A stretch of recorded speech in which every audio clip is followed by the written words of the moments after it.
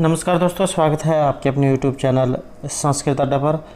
दोस्तों, जैसा कि हम संस्कृत प्रैक्टिस सेट की सीरीज़ कर रहे हैं, जिसमें आज हम 40 नंबर के प्रैक्टिस सेट को करेंगे। और अगर आपने हमारे इससे पहले वाले 39 प्रैक्टिस सेट नहीं देखे हैं तो इसे आप कोने में जो 3 डॉट है इन पर क्लिक करके आप आई बटन पर पहुँच जाओगे, तो वहाँ पर जाकर आप हमारी पहले वाली जो वीडियो है उसको देख सकते हैं, या जो हमारे चैनल की प्लेलिस्ट है वहाँ पर जाकर आप तक की जितनी भी वीडियो सभी को आप देख सकते हैं। और इस वीडियो की पीडीएफ आप हमारे टेलीग्राम ग्रुप से भी प्राप्त कर सकते हैं, उसका लिंक आपको नीचे डिस्क्रिप्शन में मिल जाएगा। और दोस्तों, ये जो यहाँ पर प्रैक्टिस सेट जो है ये टीजीटी संस्कृत का जो प्रैक्टिस सेट है और पहले जो है एग्ज़ाम में आया हुआ है। और अगर आपने अब तक हमारे चैनल को सब्सक्राइब नहीं किया तो सब्सक्राइब कर ले, साथ में जो बेल वाला आइकॉन है उसे जरूर दबाएं, जिससे जो आपको हमारे आने वाली जो वीडियो है उसकी नोटिफिकेशन मिलती रहेगी। और दोस्तों, आप वीडियो को देखते ज़रूर हो लेकिन सब्सक्राइब नहीं करते हो, जिससे आपको हमारी आने वाली जो वीडियो है उसका नोटिफिकेशन नहीं मिलता है। तो सब्सक्राइब कीजिएगा और साथ में जो बेल वाला आइकॉन है उसे जरूर दबाइएगा, जिससे जो आपको हमारे आने वाली जो वीडियो है उसकी नोटिफिकेशन मिलती रहेगी। और दोस्तों, वीडियो को लाइक, कमेंट और शेयर जरूर कीजिएगा और हमारे साथ अंत तक बने रहिएगा। तो हमारा यहाँ पर फर्स्ट क्वेश्चन है उत्प्रेक्षा अलंकार। तो उत्प्रेक्षा अलंकार इत्येतर उत्प्रेक्षा शब्दस्य का अर्थ है। उत्प्रेक्षा अलंकार में उत्प्रेक्षा शब्द का अर्थ क्या है? तो इसका अर्थ क्या होता है? सी आंसर है यहाँ पर ऑप्शन बी। तो संभावना जो है इसका अर्थ होता है। और इसका लक्षण क्या है? संभावनम अथ उत्प्रेक्षा प्रकृतस्य समेनियत। तो उत्कट प्रकृतस्य उपमानस्य इच्छा ज्ञानम। उत्प्रेक्षा के अनुसार उत्प्रेक्षा में प्रस्तुत या उपमेय में अप्रस्तुत या उपमान का उत्कटता से ज्ञान किया जाता है। अतः जहाँ प्रकृत की अर्थात उपमेय की उपमान के साथ संभावना या कल्पना की जाए, वहाँ पर उत्प्रेक्षा अलंकार होता है। आप इसे एक लाइन में इस तरीके से याद रख सकते हैं कि जहाँ उपमेय की उपमान के साथ संभावना या कल्पना की जाए वहाँ उत्प्रेक्षा अलंकार होता है। इसमें कुछ शब्द दिए गए हैं जिनसे आप ये अनुमान या अंदाज़ा लगा सकते हैं कि इसमें उत्प्रेक्षा अलंकार हो सकता है, जैसे मन्ये, संज्ञे, ध्रुवम, प्रायः, नूनम, इति, एवं। तो ये कुछ शब्द है जिनसे आप जो अंदाज़ा लगा सकते हैं कि इसमें उत्प्रेक्षा अलंकार हो सकता है। इसका एक महत्वपूर्ण उदाहरण है, बहुत बार जो एग्जाम में ये पूछा जाता है, जैसे लिम्पतीव तमो अंगानी वर्षति व जन्म नभः असत पुरुष एव दृष्टि विफलताम गतः। तो इसमें क्या कहा गया है कि अंगों में अंधकार का लेप सा हो रहा है, आकाश से काजल की वृष्टि सी हो रही है और असत पुरुष की सेवा के समान दृष्टि भी निष्फल हो गई है। तो इस श्लोक में अंधकार का प्रसरण तथा संपात का रूप विषय अर्थात उपमेय का उपादान नहीं किया गया है, अतः उत्प्रेक्षा अलंकार है। और इस उदाहरण के पूर्वार्ध में 2 उत्प्रेक्षाएँ हैं तथा उत्तरार्ध में पूर्ण उपमा अलंकार हैं। तो यहाँ पर ध्यान देने वाली बात यह है कि जब उक्त संभावना कवि कल्पना प्रसूत होगी तभी उत्प्रेक्षा मानी जाएगी, अन्यथा नहीं। तो ये तो था उत्प्रेक्षा अलंकार। अगर अनुप्रास अलंकार को देखें, इसका भी लक्षण आ जाता है, जैसे अनुप्रास शब्द साम्य वैषम्यपि सवरस्यत। शब्दों की विषमता अर्थात असमानता रहने पर भी जो शब्द साम्य अर्थात व्यंजन मात्र की समानता या सदृश्यता बताता है वहाँ अनुप्रास अलंकार होता है। यमक अलंकार का लक्षण सत्य अर्थे पृथक अर्थाय स्वर व्यंजन समहते कर्मेण तेन एव रीति यमक विनिगदते हैं। अर्थात भिन्न भिन्न अर्थ वाले शब्दों की आवृत्ति एक ही क्रम से हो तो वहाँ यमक अलंकार होता है। जैसे नव प्लास प्लास वनम पुरः सफुट पराग परागत पंकजम मृदु लतांत लतांतम अलोक्यत सुरभिम सुरभि सुमनो भरई। तो इस उदाहरण में प्रथम पाद में दोनों प्लास शब्द सार्थक हैं और प्रथम प्लास का अर्थ पत्थर और दूसरे का अर्थ ढाक है। आपने ढाक का पत्ता सुना होगा। तो दूसरे चरण में प्रथम प्राग शब्द सार्थक है जिसका अर्थ है पुष्पों का रज, रज जो कर्ण को बोलते हैं। और द्वितीय प्राग प्रागत का अंग होने के कारण निरर्थक है। तीसरे पाद में द्वितीय लतांत शब्द सार्थक है, प्रथम लतांत निरर्थक है। चतुर्थ पाद में दोनों सुर भी सार्थक है। प्रथम का अर्थ बसंत और दूसरे का अर्थ सुगंधित है। और जो श्लेष अलंकार है, श्लेष्टे पदे अनेकार्थाब्दाने श्लेष इष्यते। श्लेष युक्त पदों के द्वारा अनेक अर्थों का कथन होने पर श्लेष अलंकार होता है। श्लेष्ठ पद का अर्थ होता है ऐसे पद जिसमें अनेक अर्थ चिपके हुए हों। ऐसे पदों से अनेकार्थ बोधन में श्लेष अलंकार होता है। और इसका जो उदाहरण है जैसे प्रतिकूलताम उपगते ही विधौ विफल तो मेति बहु साधनता अवलंबनाय दिन भर तुर्भुन पति शतकर सहस्त्रमपि। तो इसमें विधु चंद्रमा अर्थात विधि, इसमें जो है विधु चंद्रमा अथवा विधि भाग्य के प्रतिकूल होने पर अनेक साधन संपन्नता भी व्यर्थ हो जाती है। और यदि भाग्य प्रतिकूल हो तो मनुष्य के पास जितने साधन बने रहें पर सब व्यर्थ ही होते हैं। सायंकाल सूर्य अस्त होने के समय गिरते हुए अथवा डूबते हुए सूर्य के अवलंबन के लिए सहारा देकर बचाने हेतु उसके हजारों हाथ जिन्हें कह देते हैं भी सहायक न हो सके, अर्थात भाग्य के प्रतिकूल होने पर सूर्य के 1000 हाथ भी उसे डूबने से नहीं बचा सके। तो इस उदाहरण में विधौ इस पद में विधि शब्द और विधु शब्द की सप्तमी एकवचन में ई अर्थात हर्षव इकार और हर्षव उकार वर्णों के स्थान में औकार रूप आ जाने से वर्ण श्लेष है। इसका एक दूसरा उदाहरण भी है। पृथु कार्तर स्वर पात्रम भूषितम निशेष परिजनम देवः विलसत करेणु गहनम संप्रति संभाव्यो सदनम। तो ये जो कुछ उदाहरण थे तो आपने इनको भी याद रखना है। अगला क्वेश्चन है मम्मटस्य मतेन दोषानाम लक्षणम किम। मम्मट के मत में दोषों के लक्षण इनमें से कौन से हैं। तो दोषों के लक्षण, तो इसमें हमारा अगर देखें तो राइट आंसर है यहाँ पर ऑप्शन सी, रस अपकर्षक धर्मा। तो रस के अपकर्षक यहाँ पर जो है धर्म ये माने गए हैं। और जैसे यहाँ पर मम्मट के पूछा गया है तो अन्य आचार्य जो है उनके भी एग्जाम में आ जाते हैं, तो मैं भी जो आपने याद रखने हैं।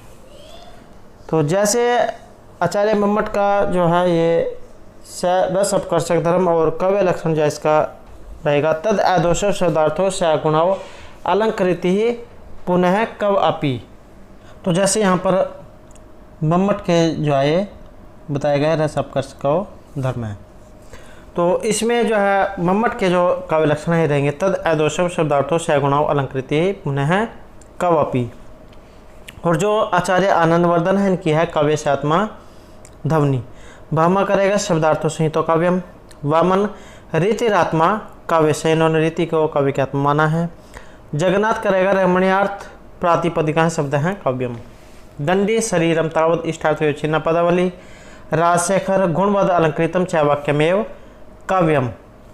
आचार्य जो विश्वनाथ है करेगा काव्यम रसात्मकम वाक्यम। भामह शब्दार्थो संहितो काव्यम। रुद्रट ननु शब्दार्थो काव्यम। और जो विद्याधर है शब्दार्थो वपुरस्य शब्दार्थ वपु तावत काव्यम। धर्मसूरी सगुणव अलंकृति काव्यम पदार्थो दोष अवर्जितो। हेमचंद्र अदोषो सगुणो स आत्मलंकारो च शब्दार्थो काव्यम। वाग्भट शब्दार्थो निर्दोषो सगुणो प्रायः च अलंकारो च काव्यम। विद्यानाथ गुण अलंकार सहितो शब्दार्थो दोष अवर्जितो। चंडीदास कव्य प्रकाश दीपिका इनका ग्रंथ है। आस्वाद जीवतो पद संदर्भ हैं काव्यम। कुंतक वक्रोक्ति काव्य जीवतम। तो ये जो है काव्य आचार्यों के काव्य लक्षण है जो एक न एक एग्जाम में जरूर पूछा जाता है। अगला क्वेश्चन है यमक इति अलंकार है कदा भवति। तो यहाँ पर जो यमक अलंकार है ये कब होता है? तो इसमें हमारा राइट आंसर ऑप्शन सी रहेगा। स्वर व्यंजन समूह से आवृतो, स्वर और व्यंजन समूह की आवृत्ति होने पर यमक जो अलंकार है ये होता है। जो यमक अलंकार है इसका लक्षण क्या है? सत्यार्थे पृथक अर्थाया स्वर व्यंजन समूहते क्रमेण तेन एव वृत्ति यमक विनिगदते, अर्थात भिन्न भिन्न अर्थ वाले शब्दों की आवृत्ति एक ही क्रम से हो तो वहाँ यमक अलंकार होता है। इसको उदाहरण रहेगा नव प्लास प्लास वनम पुरा सफुट प्राग परागत पंकजम मृदु लतांत लतांतमय लोक्यत स सुरभिम सुरभिम सुमनो भरई। और जो इनके अलावा जैसे रूपक अलंकार है इसका जो लक्षण है रहेंगे तद अरूपकम अभेदो या उपमान उपमेय हो, अर्थात उपमान और उपमेय में अभेद का आरोप अथवा दोनों के बीच अभेद का पाया जाना रूपक अलंकार है। और इसका उदाहरण रहेगा प्रियापत पुष्पस्तबक सतनाभ्य, तो ये जो है इसका उदाहरण है। संदेह संदेह प्रकृत से अनिश्चय संशय प्रतिभा उत्थित है, ये जो है संदेह अलंकार का लक्षण है। और अतिशोक्ति सिद्धतवे अध्यवसाय से अतिशोक्तिर निगदते है। स्वभावोक्ति स्वभोक्तिर असुचारु यथावत वस्तु वर्णनम, अतिशय चमत्कार के साथ वस्तु का यथावत वर्णन स्वभावोक्ति अलंकार कहा जाता है। इसका उदाहरण रहेगा ग्रीवाभंगा भी रामम मुँह अनुपतति सेंदने बद दृष्टि, तो ये इसका स्वभोक्ति अलंकार का लक्षण है। और जो विरोधाभास है विरोध है से अविरोधोपि विरुद्धत्वेन यद वच है, अर्थात जहाँ वस्तुतः विरोध न होने पर भी विरुद्ध रूप से वचनों का प्रयोग किया जाता है वहाँ विरोधाभास अलंकार होता है। तो इनके अलावा जो अन्य अलंकार हैं ये भी महत्वपूर्ण रहेंगे, ये भी आपने याद रखने हैं। अगला क्वेश्चन है दंडिनो मतेन सरस्वती की दृष्टि, दंडे के मत में सरस्वती यहाँ पर किस प्रकार की है? तो इसमें हमारा right answer option D Sarav Shukla. Next question रहेगा महाकाव्यम की दृश्यम, तो यहाँ पर महाकाव्य के बारे में पूछा गया है कि महाकाव्य क्या होता है या उसके लक्षण क्या है, जिनसे आप या महाकाव्य के बारे में जान सकते हैं। तो इसमें हमारा यहाँ पर राइट आंसर ऑप्शन ए रहेगा सर्गबंधनम, अर्थात जो महाकाव्य जो होता है ये सर्गों से बंधा हुआ होता है। और इसमें धीर उदात आदि गुणों से युक्त एक देवता अथवा कुलीन क्षत्रिय नायक होता है। कहीं कहीं एक ही वंश के कुलीन बहुत से राजा नायक होते हैं। श्रृंगार वीर तथा शांत में से एक अंगिरस होता है और अन्य रस गौण रूप में होते हैं। इसमें नाटक की प्राय मुख प्रतिमुख आदि जो 5 संधियाँ बताई गई हैं ये होती हैं और कथा वस्तु ऐतिहासिक या लोक प्रसिद्ध सज्जन संबंधी होती है। धर्मार्थ का मोक्ष इस चतुर्वर्ग में से कोई एक फल इसमें होता है और कथा का जो प्रारंभ है ये आशीर्वाद नमस्कार या वर्ण वस्तु का निर्देश से होता है। न बहुत छोटे और न बहुत बड़े, लेकिन कम से कम 8 सर्ग इसमें जरूर होने चाहिए। परंतु प्रत्येक सर्ग का अंतिम छंद भिन्न भिन्न होता है, तो कहीं कहीं एक ही सर्ग में अनेक छंदों का प्रयोग भी होता है और सर्ग के अंत में अगली कथा की सूचना दे दी जाती है। और इसमें संध्या सूर्य चंद्रमा रात्रि आदि का जो है वर्णन होता है। तो ये जो है यहाँ पर महाकाव्य के कुछ लक्षण बताए गए हैं। नेक्स्ट क्वेश्चन रहेगा गद्य पद्यमय काव्यम, गद्य और पद्य से युक्त काव्य क्या होता है, उसे क्या कहा जाता है जहाँ पर गद्य और पद्य मिले होते हैं? तो इसे क्या कहा जाता है? सी आंसर रहेगा ऑप्शन ए चंपू इत्या विधीयते।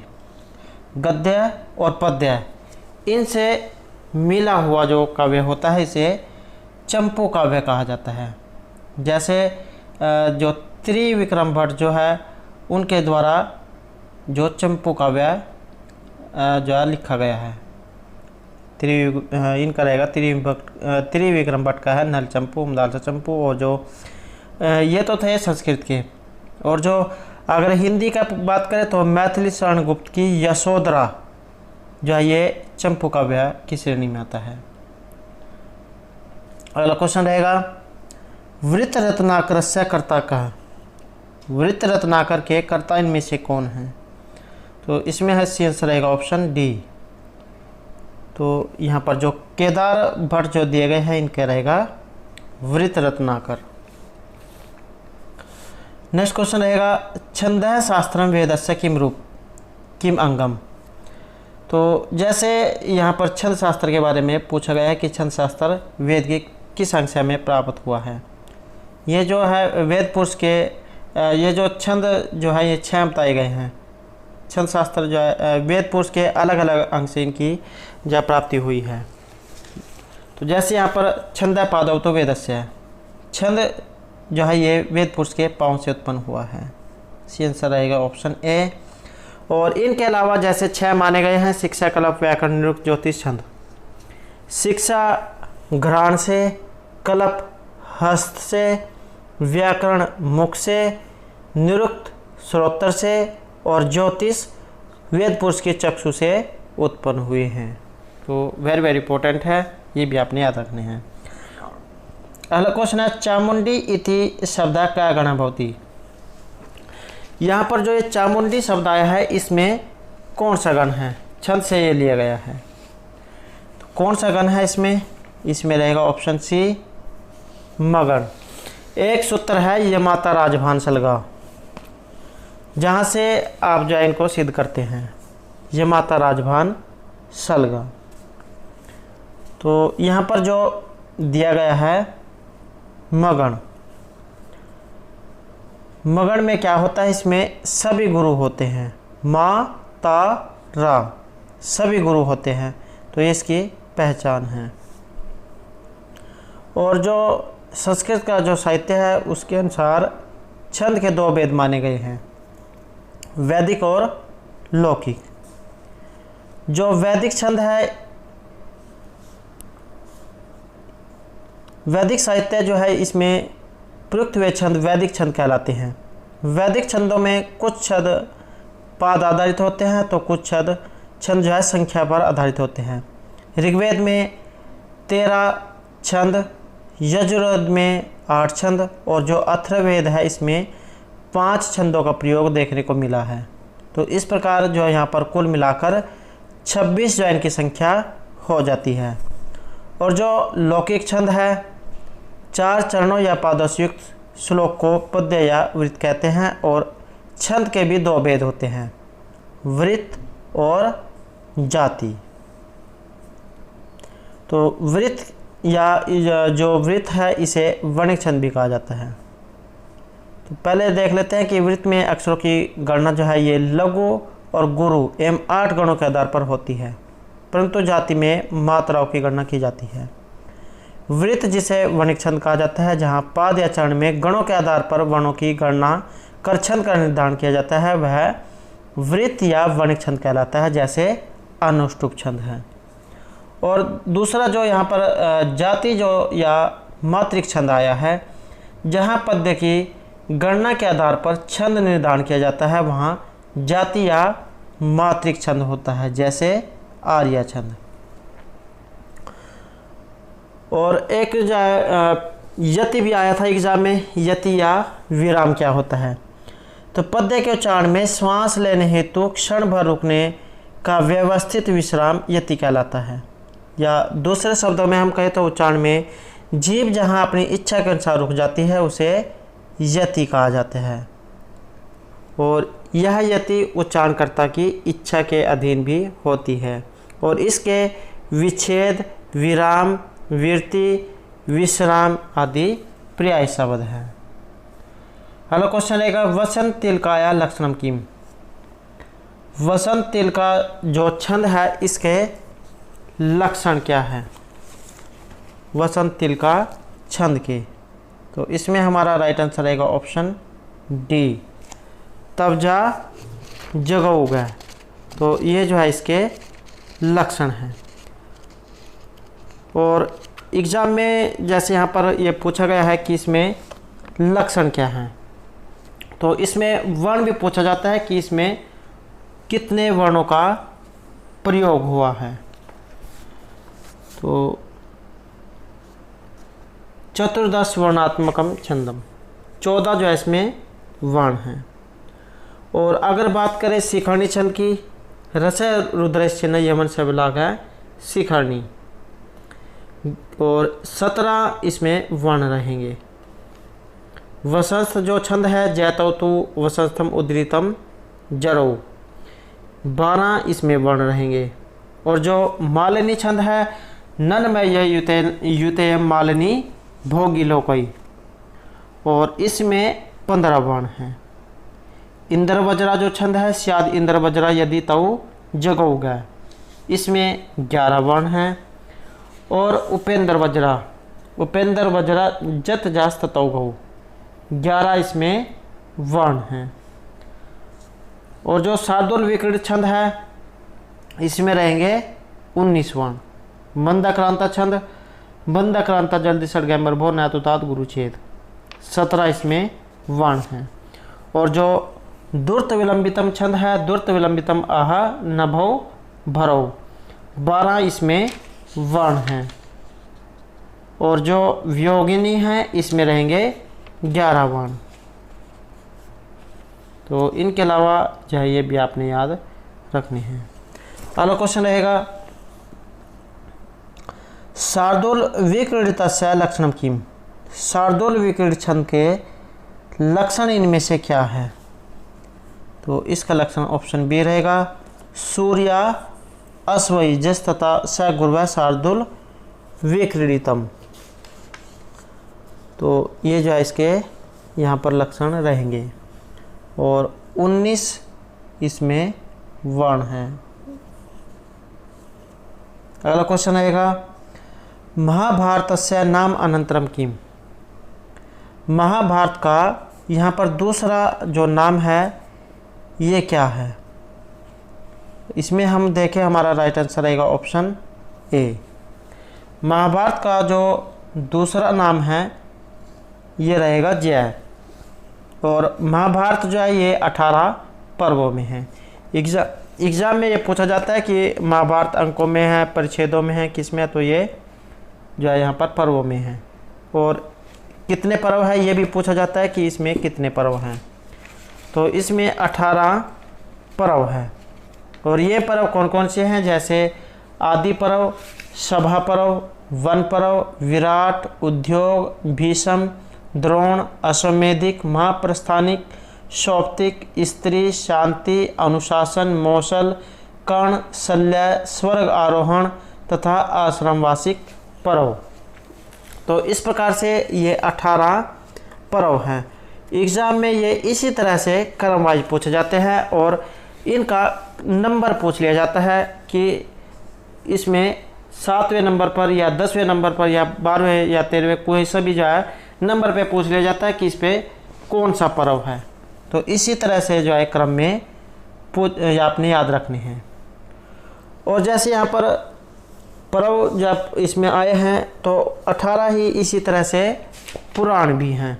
ये भी जो है क्वेश्चन एग्जाम में जरूर आता है। जैसे मत्स्य पुराण, मार्कंडेय पुराण, भविष्य, भागवत, ब्रह्मांड, ब्रह्मा, ब्रह्मवैवर्त, वामन, वराह, विष्णु, वायु, अग्नि, नारद, पद्म पुराण, लिंग पुराण, गरुड़ पुराण, कुर्म पुराण और स्कंद पुराण। 18 पुराण हैं और 18 ही उप पुराण हैं। सनत कुमार, नारसिंह, स्कांद, शिवधर्म, आश्चर्य, नारदीय, कापिल, वामन, अवसनस, ब्रह्मांड, वारुण, कालिका, महेश्वर, शाम, सौर, पराशर, मारिच और भार्गव। तो इस तरह से जो है ये 18 उपपुराण हैं। 24 अवतार हुए हैं। मत्स्य, कच्छप, वराह, नृसिंह, वामन, परशुराम, राम, कृष्ण, बुद्ध, कल्की, ब्रह्मा, नारद, नर नारायण, कपिल, दत्तात्रेय हैं, यज हैं, ऋषभ, पृथु, धन्वंतरी, मोहिनी, वेदव्यास, बलराम, हंस और 24वां है हयग्रीव। और 14 जो है युग, सबसे पहले जैसे सतयुग, त्रेता युग, द्वापर युग, कलयुग, शंभु मनवंतरम, स्वरोचिस, उत्तम मनवंतर, तमस, रैवत, चाक्षुष, वैवस्वत, सवर्णिक, दक्षा सवर्णिक, ब्रह्मा सवर्णिक, धर्म सवर्णिक, रुद्र सवर्णिक, देव सावर्णिक और इंद्र सवर्णिक। तो ये तो जो है एग्ज़ाम में नहीं पूछे जाते हैं। एग्ज़ाम के लिए जो है 18 पुराण, ये 18 पुराण, 18 उपपुराण और 18 परव, तो ये जो है ज़रूर पूछे जाते हैं। और अगर आपने ये महाभारत से संबंधित हमारी पहले वाली वीडियो नहीं देखी है तो इसे आप ये तो ऊपर कोने में जो है आई बटन पर क्लिक करके देख सकते हैं, या जो हमारे चैनल की प्लेलिस्ट है वहाँ पर जाकर हमारे पहले वाली वीडियो आप देख सकते हैं। पहला क्वेश्चन रहेगा, भारवी केन कारणेन प्रसिद्ध है। महर्षि भारवी इनमें से किस लिए जाने जाते हैं, तो किस लिए ये प्रसिद्ध हैं? तो इसमें हमारा राइट आंसर रहेगा ऑप्शन बी। भारवी जो है इनको अर्थ गौरव के लिए जाना जाता है। जैसे यहाँ पर इनको अर्थ गौरव के लिए जाना जाता है, इनका महत्वपूर्ण ग्रंथ है किरातार्जुनीयम। कोई सा भी संस्कृत का एग्जाम हुए एक क्वेश्चन यहाँ से जरूर पूछा जाता है। तो पहले तो यहाँ पर ये जो महर्षि जो भारवी है इनके बारे में जान लेते हैं। तो प्रणेता जो है यहाँ पर किरातार्जुनीयम के भारवी हैं, उपनाम रहेगा इनका आत्मपत्र भारवी। समय 600 ईस्वी के लगभग है और आत्मपत्र भारवी की इनको उपाधि दी गई थी।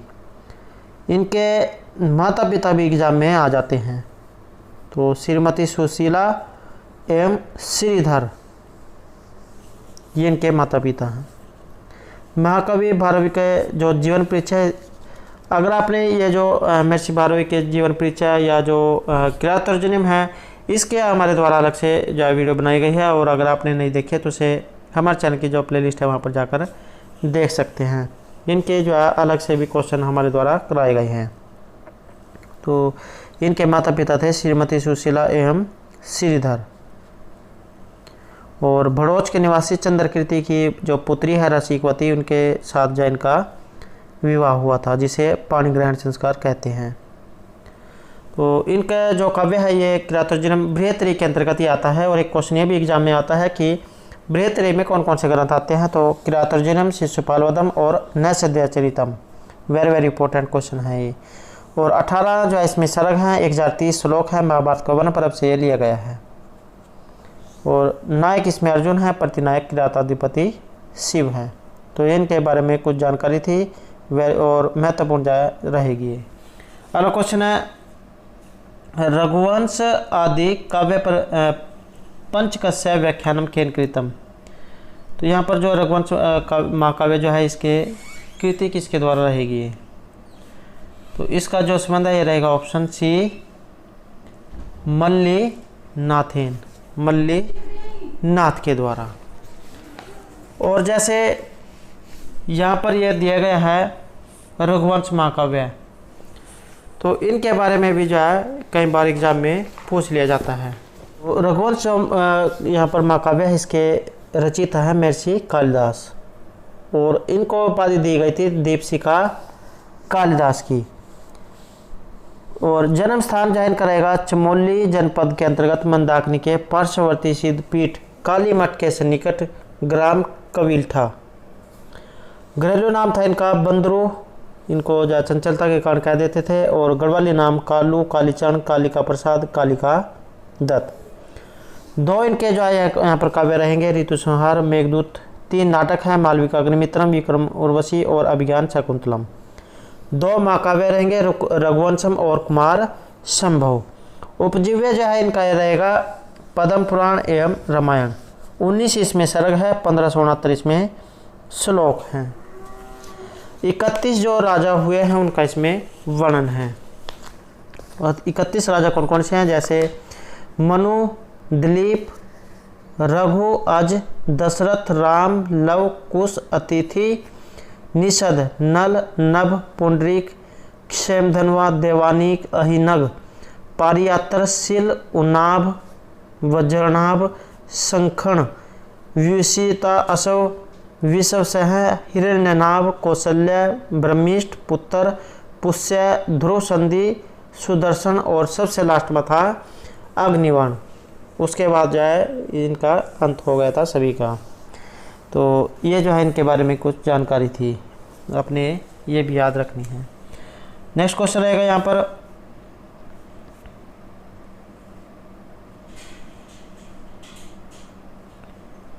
वैदिक काले कस्मात् संस्कारात् परम शिक्षाया प्रारंभ है। तो वैदिक काल में जो शिक्षा जो थी उसकी शुरुआत कैसे होती थी, उसका जो प्रारंभ है ये कैसे होता था। तो उस शिक्षा की शुरुआत जो है यहाँ पर ये उपनयन जो संस्कार है इससे होती थी। आंसर रहेगा ऑप्शन डी। और उस शिक्षा की शुरुआत उपनयन संस्कार से की जाती थी, जिसके बाद बालक का उस शिक्षा में प्रवेश होता था। बालक की उस शिक्षा गुरुकुल में होती थी तथा उस शिक्षा संपन्न होने तक बालक जो है ये गुरुकुल में ही रहता था। और अगर आप जब यहाँ पर वैदिक काल में जो शिक्षा है इसकी बात करें तो इसे दो भागों में बांटा गया था, प्रारंभिक शिक्षा और उच्च शिक्षा। प्रारंभिक जो शिक्षा है इसकी व्यवस्था बच्चों के लिए उनके परिवार के मध्य उनके घर पर ही संपन्न कराई जाती थी, और जब बच्चा 5 वर्ष का हो जाता था तब ये शिक्षा शुरू की जाती थी।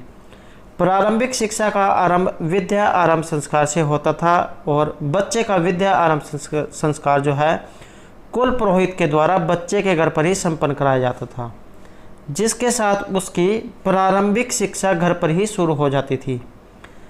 विद्यारंभ जो संस्कार है इसमें सर्वप्रथम बच्चे को नहलाया जाता था, फिर उसे नए वस्त्र पहनाए जाते थे। कुल पुरोहित और बच्चे के बीच में चावल बिखेरे जाते थे, फिर बच्चे से उन चावलों में अक्षर बनवा के इस संस्कार की शुरुआत की जाती थी, जिसे आज के टाइम में अगर हम देखें तो जैसे बच्चे धरती पर या कोई चित्र या कुछ लिखते हैं तो ऐसे ही जो पहले समय में चावल को बिखेर कर उस पर अक्षर बनवाते थे। अब जो उच्च शिक्षा है, उच्च शिक्षा की शुरुआत उपनयन संस्कार से की जाती थी, जिसके बाद बालक का उच्च शिक्षा में प्रवेश होता था।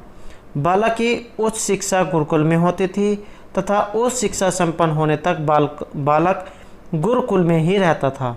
गुरुकुल ऐसे स्थान होते थे जो घरों से बहुत दूर जंगलों के बीच शांत वातावरण में होते थे। गुरुकुल एक गुरु के अंतर्गत चलता था। गुरुकुल में एक या एक से अधिक गुरु होते थे, जिनमें से कोई एक गुरु सर्वोपरि होता था, जिसके अंतर्गत सारे गुरु कार्य करते थे। जिस प्रकार आज स्कूल में प्रिंसिपल या इससे ऊपर या आप कोई कह सकते हैं। तो उपनयन संस्कार को यज्ञोपवीत संस्कार भी कहा जाता है, और उपनयन शब्द का जो अर्थ है ये होता है समीप ले जाना। उप का अर्थ होता है पास और नयन का अर्थ होता है ले जाना। तो उस शिक्षा में आयु एवं जाति के आधार पर प्रवेश दिए जाते थे। अतः उस शिक्षा को आयु एवं जाति के आधार पर 3 भागों में बांटा जा सकता है। वैसे तो 4 श्रेणियाँ मानी गई है, ब्राह्मण, क्षत्रिय, वैश्य और शूद्र, लेकिन शूद्रों को इसमें नहीं जोड़ा गया है।